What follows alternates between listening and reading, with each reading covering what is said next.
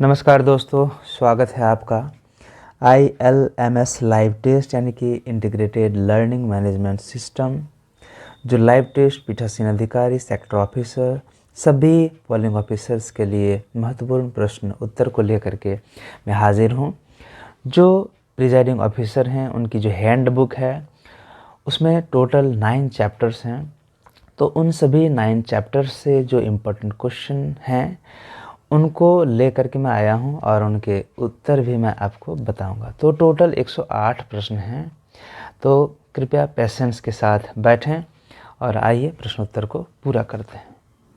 पहला, मतदान केंद्र पर निर्वाचक की पहचान के लिए कौन मतदान अधिकारी जिम्मेदार है? तो इसका सही जवाब है प्रथम मतदान अधिकारी। दूसरा, मतदाता को अमिट स्याही लगाने का दायित्व किस मतदान अधिकारी का होता है? सही जवाब है द्वितीय मतदान अधिकारी।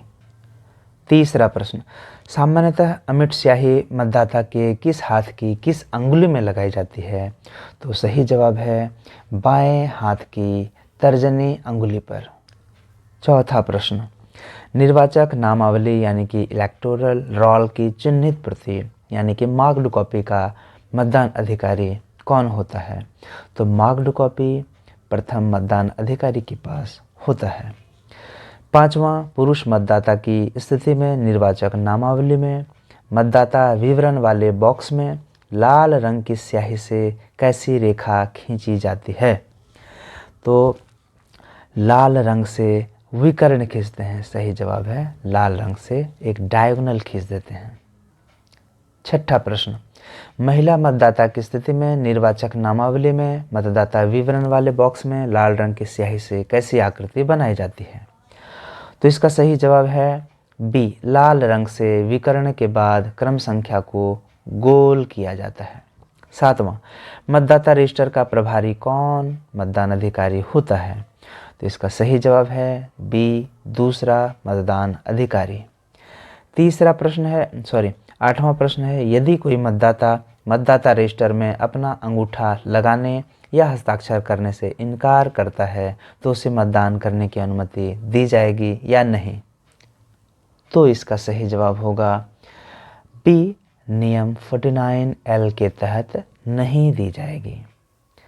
9वां प्रश्न, मतदान केंद्र पर कंट्रोल यूनिट का प्रभारी कौन सा मतदान अधिकारी होता है? तो इसका सही जवाब होगा तृतीय मतदान अधिकारी यानी कि थर्ड पोलिंग पर्सनल।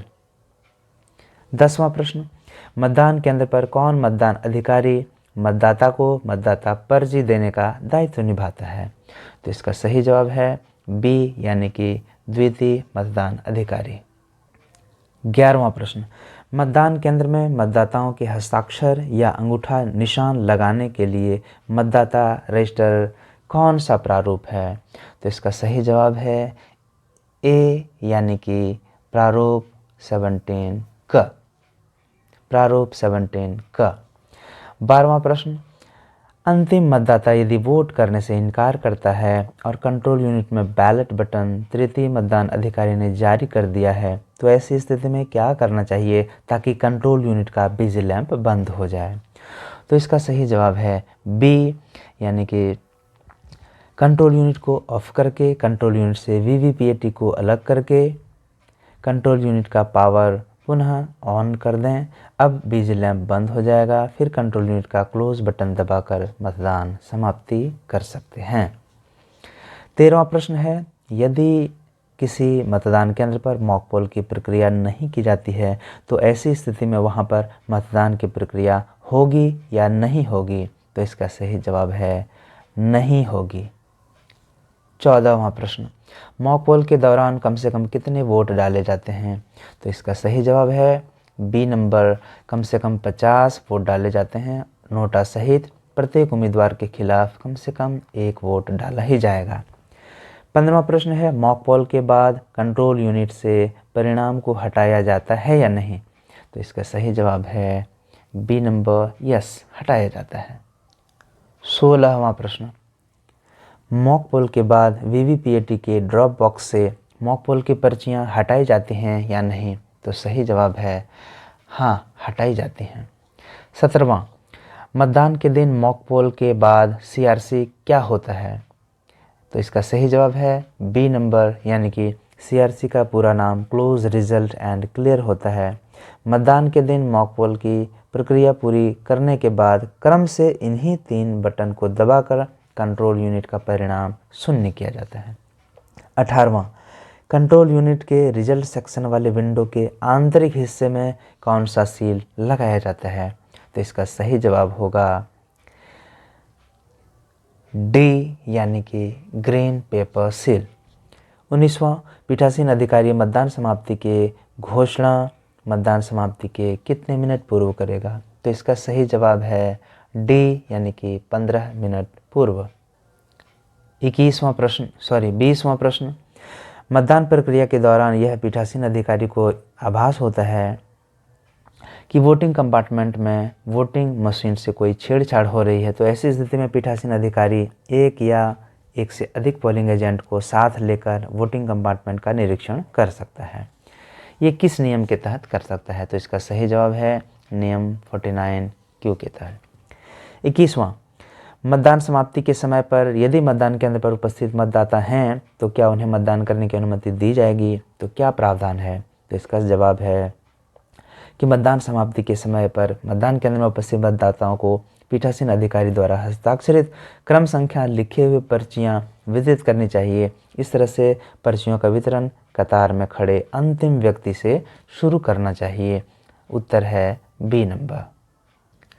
22वां प्रश्न, मतदान समाप्ति के बाद पीठासीन अधिकारी रिकॉर्ड किए गए वोटों का खाता किस फॉर्म में भरते हैं? तो इसका सही जवाब है डी, यानी कि 17C, form 17C। 23, voting compartment में वीवीपीएटी को रखने का क्या नियम है? तो इसका सही जवाब है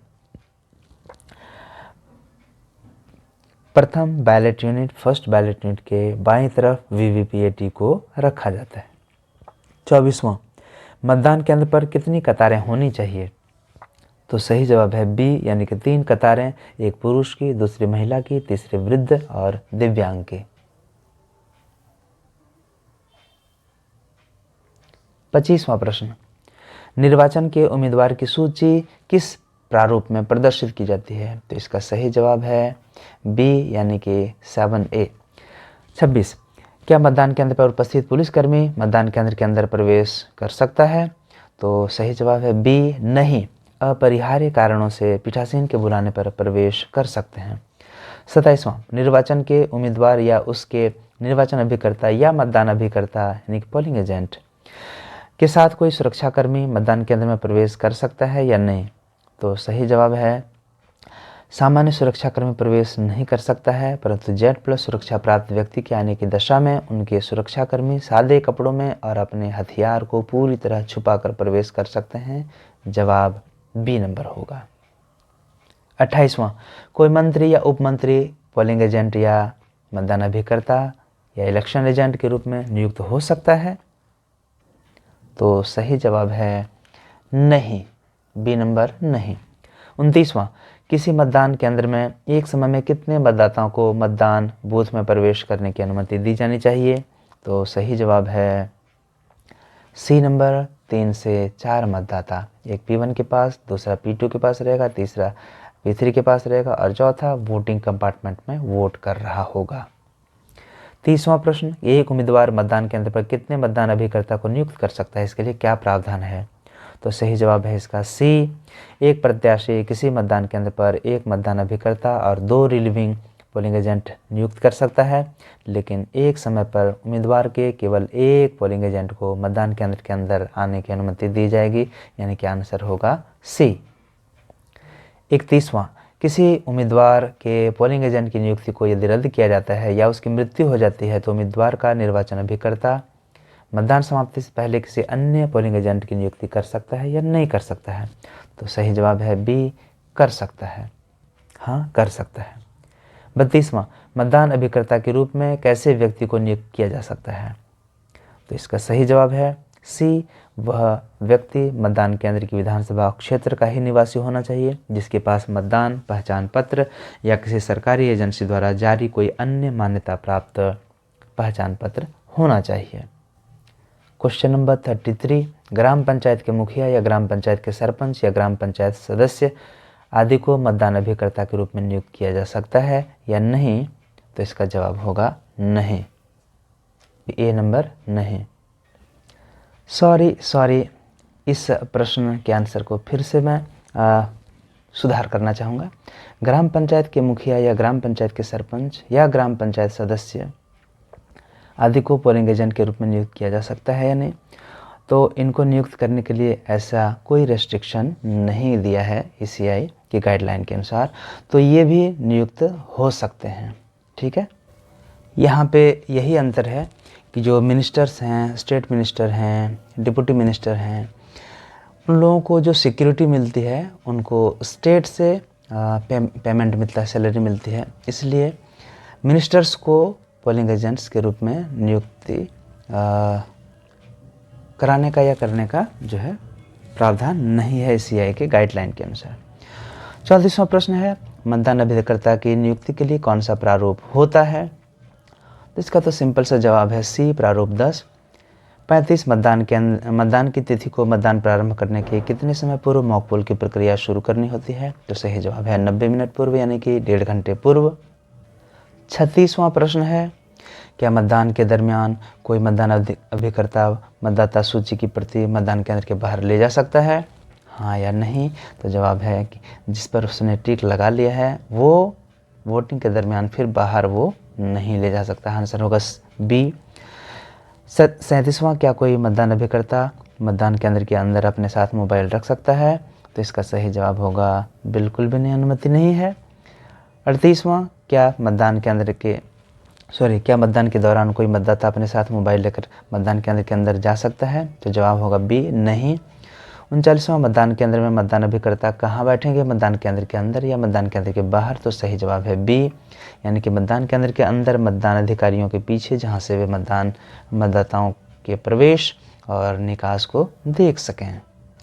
40वां प्रश्न, क्या मतदान केंद्र के अंदर मतदान अभिकर्ता को धूम्रपान करने की अनुमति है? तो सही जवाब होगा बी, यानी कि मतदान केंद्र के अंदर मतदान अभिकर्ता के साथ साथ मतदान अधिकारियों को भी धूम्रपान की अनुमति नहीं है।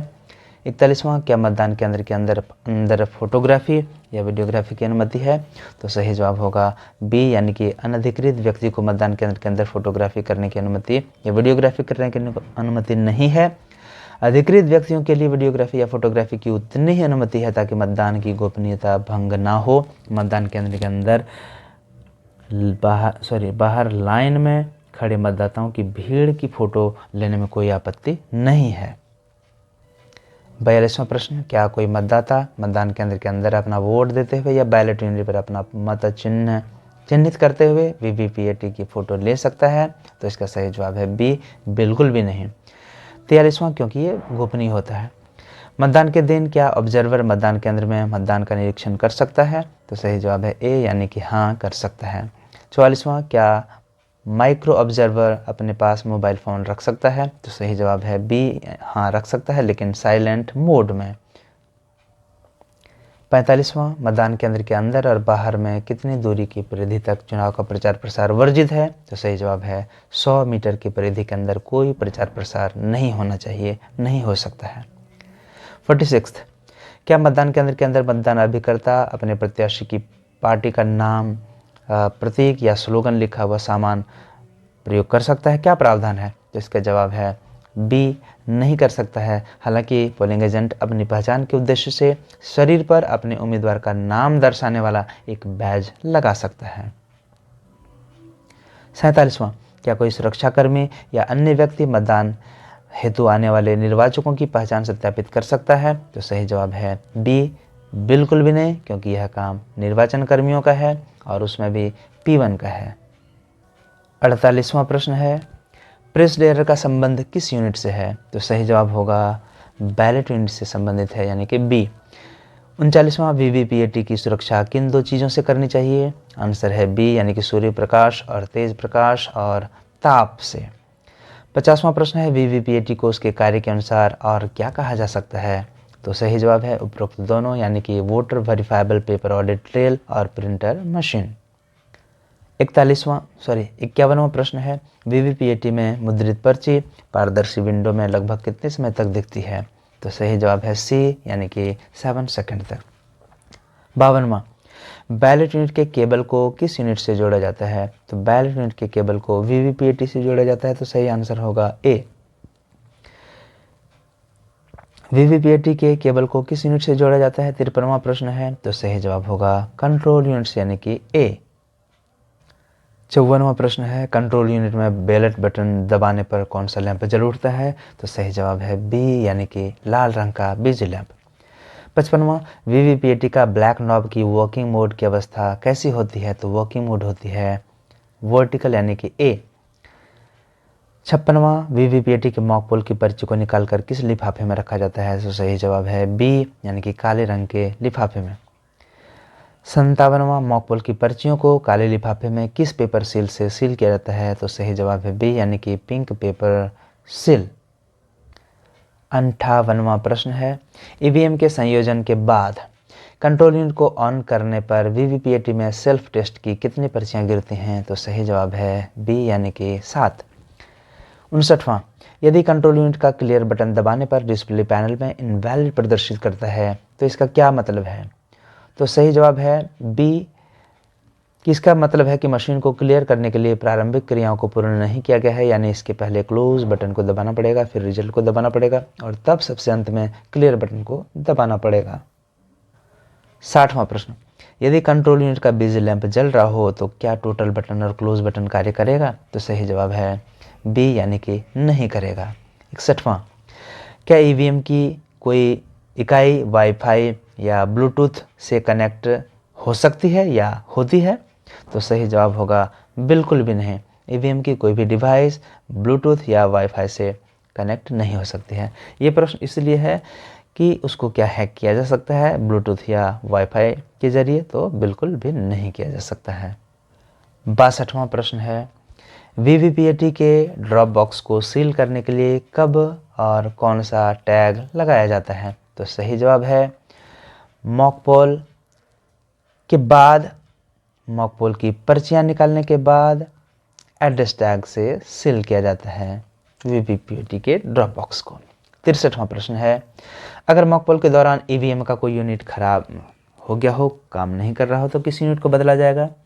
तो इसका जवाब होगा बी, यानी कि केवल संबंधित खराब यूनिट को ही बदलेंगे। 64वां प्रश्न है, अगर वास्तविक मतदान के दौरान कंट्रोल यूनिट या बैलेट यूनिट काम नहीं कर रहा हो तो क्या बदला जाएगा? तो इसका सही जवाब होगा सी, यानी कि पूरा set control unit, ballot unit और वीवीपीएटी को बदला जाएगा। और ऐसी स्थिति में नोटा सहित प्रत्येक चुनाव लड़ने वाले अभ्यर्थियों को केवल 1 वोट मॉक पोल के दौरान डाला जाएगा, हर एक अभ्यर्थी को। 65वां प्रश्न, अगर वास्तविक मतदान के दौरान केवल वीवीपीएटी ठीक से काम नहीं कर रहा है तो कौन सा यूनिट बदला जाएगा? तो इसका सही जवाब होगा केवल वीवीपीएटी को बदला जाएगा और ऐसी स्थिति में मॉक पोल की ज़रूरत नहीं होती है। 66वां, मतदान दिवस के दिन यदि वास्तविक मतदान प्रारंभ करने के 90 मिनट पहले कोई भी पोलिंग एजेंट उपस्थित नहीं होता है तो कितनी देर प्रतीक्षा करनी चाहिए? तो सही जवाब है बी, यानी कि 15 मिनट तक। 67वां प्रश्न, चुनाव लड़ने वाले अभ्यर्थी अपना अस्थायी ऑफिस मतदान केंद्र से कितनी दूरी पर खोल सकते हैं? तो सही जवाब होगा 200 मीटर से अधिक दूरी पर खोल सकते हैं। 68वां प्रश्न, क्या कोई अभ्यर्थी अपने निजी वाहन से मतदाताओं को उनके घर से मतदान केंद्र तक लाने और वापस घर छोड़ने का कार्य कर सकता है?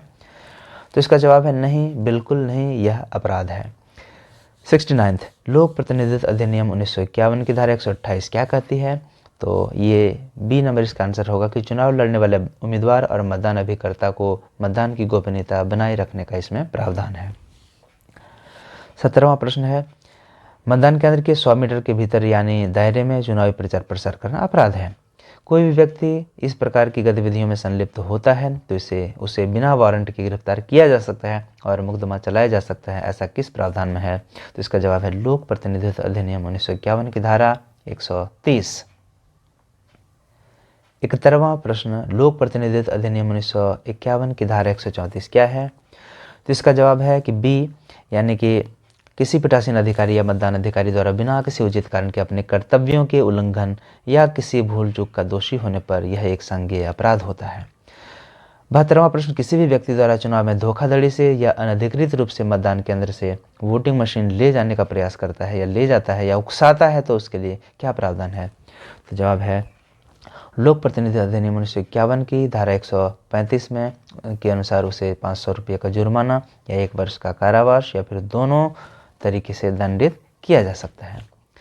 73वां प्रश्न है, ईडीसी क्या है, ये क्या होता है? तो इसका सही जवाब है बी यानी कि इलेक्शन ड्यूटी सर्टिफिकेट। यदि कोई मतदान कर्मी अपने ही विधानसभा क्षेत्र के किसी मतदान केंद्र में चुनावी ड्यूटी में तैनात है तो ऐसे कर्मी को अपना वोट देने के लिए इलेक्शन ड्यूटी सर्टिफिकेट जारी किया जाता है।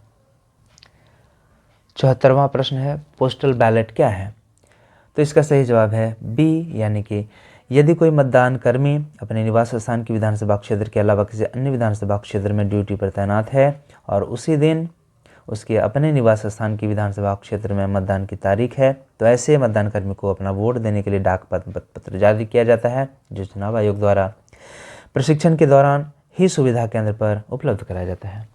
75वां प्रश्न है, मतदान केंद्र पर दिव्यांग ये या अशक्त मतदाता, गर्भवती महिला मतदाता, गोद में बच्चे ली मतदाता, महिला मतदाता, वरिष्ठ नागरिक आदि के लिए क्या प्रावधान है? तो इसका सही जवाब है बी यानी कि ऐसे मतदाताओं के लिए अलग लाइन होगी और मत देने के क्रम में इन्हें प्राथमिकता दी जाएगी। 76वां प्रश्न है, मतदाता की पहचान के सत्यापन के लिए कितने प्रकार के पहचान पत्र मूल दस्तावेज से अनुमति दी जाती है? तो सही जवाब है कुल 12 तरह के मूल दस्तावेज बी नंबर। 77वां प्रश्न, मतदान के दौरान एएसडी वोटर आने पर उनके लिए क्या प्रावधान है? तो इसका आंसर होगा बी यानी कि ऐसे वोटर के लिए निर्वाचक नामावली की चिन्हित प्रति में अलग से सूची दी जाती है। ऐसे वोटर के आने पर वह भी सामान्य रूप से अपना वोट करेंगे, लेकिन मतदाता रजिस्टर 17A में हस्ताक्षर वाले कॉलम में हस्ताक्षर के अलावा अपना अंगूठा का निशान भी देंगे। ऐसे मतदाताओं से अनुलग्नक 14 में दिए प्रारूप में मतदाता या निर्वाचक से घोषणा पत्र प्राप्त किया जाएगा और अपनी पहचान सत्यापित करने के लिए अतिरिक्त पहचान पत्र प्रस्तुत करना होगा। यदि कोई व्यक्ति अपना एपिक कार्ड लेकर के आता है लेकिन उसका नाम निर्वाचक नामावली में शामिल नहीं है तो क्या वह मतदान कर सकता है? तो सही जवाब होगा नहीं कर सकता है। 79वां प्रश्न, अनुपस्थित मतदाता जिन्हें डाक मत पत्र जारी किया गया है और उन्होंने डाक मत पत्र से अपना मत नहीं किया है, यदि वे मतदान केंद्र में आते हैं तो उसे मत देने की अनुमति दी जाएगी या नहीं दी जाएगी? तो इसका सही जवाब है बी यानी कि नहीं। ऐसे अनुपस्थित मतदाता AVES, AVSC, AVPD, AVCO के मतदान केंद्र में आने पर भी इस प्रकार दर्ज मतदाता को वोट करने की अनुमति नहीं जाएगी क्योंकि उन्हें डाक मत पत्र जारी कर दिया गया है, भले ही वह ऐसा अनुरोध करे कि उसने डाक मत पत्र जारी करने के बाद अपना वोट नहीं दिया था। 80वां प्रश्न, निर्वाचक नामावली में यदि किसी मतदाता की प्रविष्टि में लिपि या मुद्रण की त्रुटि है तो क्या उस मतदाता को अपना मत देने की अनुमति होगी? तो इसका सही जवाब होगा हाँ, अनुमति दी जाएगी। इसको इग्नोर किया जाएगा कि स्पेलिंग मिस्टेक है। 81वां, यदि कोई मतदाता जिसकी पहचान का सत्यापन प्रथम मतदान अधिकारी ने कर लिया है और वह द्वितीय मतदान अधिकारी के पास अपने बाएं हाथ की तर्जनी अंगुली में अमिट स्याही लगवाने से इनकार करता है तो क्या उसे मत देने की अनुमति दी जाएगी? तो इसका जवाब है बी यानी कि नहीं दी जाएगी। 82वां, यदि किसी मतदाता के बाएं हाथ की तर्जनी ना हो तो अमिट स्याही लगाने के संबंध में क्या प्रावधान है? तो इसका सही जवाब होगा बी, यदि किसी मतदाता के बाएं हाथ की तर्जनी नहीं है तो अमिट स्याही उसके बाएं हाथ के किसी भी अंगुली पर लगाई जा सकती है। यदि उसके बाएं हाथ में कोई अंगुली ना हो तो उसके दाएं हाथ की तर्जनी में स्याही लगाई जाएगी। यदि उसके दाएं हाथ की भी तर्जनी ना हो तो उसके दाएं हाथ की तर्जनी से शुरू करते हुए किसी भी अंगुली में लगाई जा सकती है। यदि उसके किसी भी हाथ में उंगली ना हो तो अमिट स्याही उसके बाएं हाथ या दाएं हाथ के ठूंठ पर लगाई जा सकती है, चुनाव संचालन अधिनियम 1951 के नियम 49K के अनुसार। 83वां प्रश्न है, मतदाता रजिस्टर में तीसरी कॉलम में पहचान संबंधी दस्तावेज के लिए क्या लिखे जाने का प्रावधान है? तो इसका जवाब है बी यानी कि एपिक के लिए सिर्फ ईपी, वैकल्पिक दस्तावेजों के लिए पैन, यूआईडी या डीएल लिखकर अंतिम 4 अंक या 4 अक्षर लिखा जाएगा। 84वां प्रश्न, मतदाता रजिस्टर के हस्ताक्षर वाले कॉलम में मतदाता के हस्ताक्षर संबंधी कैसा प्रावधान है? तो इसका जवाब है बी यानी कि मतदाता रजिस्टर में साक्षर मतदाता अपना पूरा नाम और उपनाम लिखते हुए हस्ताक्षर करेंगे जो दस्तावेज में लिखा हुआ है उसके नाम को अभी प्रमाणित करता हो। 85वां प्रश्न है, मतदाता रजिस्टर में मतदाता के अंगूठे का निशान लेने संबंधी क्या प्रावधान है? तो इसका जवाब है बी, यानी कि सामान्य रूप से सभी निरक्षर मतदाताओं के लिए बाएं हाथ के अंगूठे का निशान लिया जाएगा। बाएं हाथ का अंगूठा नहीं रहने पर दाएं हाथ के अंगूठे का निशान लिया जाएगा। यदि दोनों अंगूठा ना हो तो बाएं हाथ की तर्जनी से शुरू करते हुए किसी भी अंगुली का निशान लेना चाहिए। यदि बाएं हाथ की कोई भी अंगुली ना हो तो दाएं हाथ की तर्जनी से शुरू करते हुए किसी भी अंगुली का निशान लिया जाना चाहिए। यदि मतदाता के दोनों हाथों में उंगली ना हो तो वह चुनाव संचालन अधिनियम 1961 के 49N के अनुसार उसे एक साथी की जरूरत होगी। उस साथी के दाहिने हाथ की तर्जनी में अमिट स्याही लगाई जाएगी।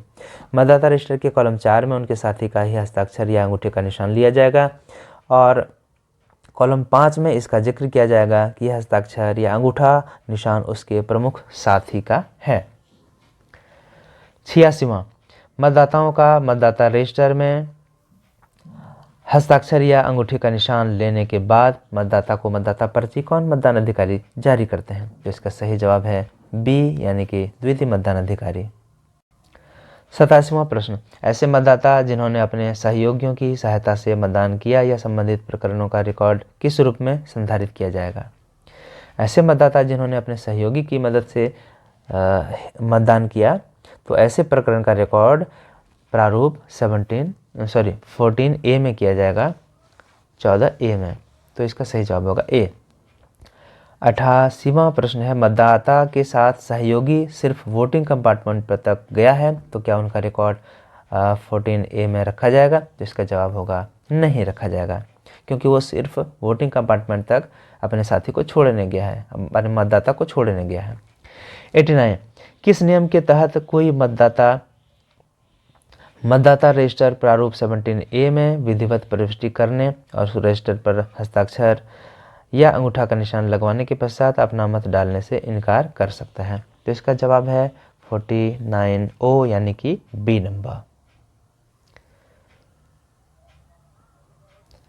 अगला प्रश्न है, किस प्रारूप में आवेदन देने पर रिटर्निंग ऑफिसर निर्वाचन ड्यूटी प्रमाण पत्र जारी करता है? तो इसका सही जवाब है 12A। भरने पर वो निर्वाचन ड्यूटी प्रमाण पत्र 12B जारी करते हैं। 91वां है, कुछ सर्विस मतदाता की श्रेणियों को उनके द्वारा नियुक्त प्रॉक्सी के माध्यम से मतदान करने की सुविधा दी गई है। तो क्लासिफाइड प्रॉक्सी वोटर की सूची कौन उपलब्ध कराता है? तो सही जवाब होगा RO। ठीक है। अगला प्रश्न है, प्रॉक्सी मतदाता को अमिट स्याही कहाँ लगाया जाता है? तो प्रॉक्सी मतदाता को अमिट स्याही बाएं हाथ की मध्यमा उंगली पर लगाई जाती है। तो इसका सही जवाब होगा बी, यानी बाएं हाथ की मध्यमा उंगली पर। 93, टेंडर वोट का रिकॉर्ड किस प्रारूप में रखा जाता है? तो टेंडर वोट का रिकॉर्ड प्रारूप 17B, यानी कि बी नंबर में रखा जाता है। 94वां, रिटर्निंग ऑफिसर प्रत्येक मतदान केंद्र में कितने टेंडर बैलेट पेपर इशू करते हैं या जारी करते हैं, उपलब्ध कराते हैं? तो सही जवाब होगा सी, यानी कि 20। 95वां प्रश्न है, चैलेंज्ड यानी कि चुनौती या अभ्याक्षेपित प्राप्त मत के मामले में चैलेंज राशि कितनी होती है? तो इसका सही जवाब है बी नंबर, 2 रुपये। 96वां, चुनौती दिए गए मतों की सूची किस प्रारूप में प्रविष्ट की जाती है? तो सही जवाब है ए, प्रारूप 14। 97, पीठासीन अधिकारी किसी मतदाता को अर्हक आयु से कम मानते हैं तो किस प्रपत्र में इसकी घोषणा ले सकते हैं? तो इसका सही जवाब होगा अनुलग्नक 15। देखिए, अनुलग्नक 15 में ऐसे मतदाता से घोषणा ली जाती है और इस तरह के यदि और भी मतदाता आते हैं तो इनकी सूची जो है वो अनुलग्नक 16 में हम लोग उसका रिकॉर्ड रखते हैं। 97वां प्रश्न है, यदि कोई मतदाता यह शिकायत करता है कि वह बैलेट यूनिट में जो बटन दबाता है उस चिन्ह की पर्ची VVPAT से नहीं निकलती है तो ऐसे में किस नियम के तहत क्या प्रावधान है? तो ऐसे में बी नंबर सही आंसर होगा कि 49MA के तहत टेस्ट वोट कराया जाता है। 99वां प्रश्न है, शारीरिक रूप से अक्षम या अशक्त मतदाता जो बैलेट यूनिट के बटन को दबाकर वोट देने में सक्षम है उनके सहयोगी के लिए क्या प्रावधान है? तो उसके सहयोगी के लिए यही प्रावधान है कि उसे वोटिंग कंपार्टमेंट में प्रवेश की अनुमति नहीं दी जाएगी, क्योंकि उसका मतदाता बैलेट यूनिट के बटन को दबाकर वोट देने में सक्षम है, इसलिए उसे वोटिंग कंपार्टमेंट में प्रवेश करने की अनुमति उसके साथी को नहीं होगी।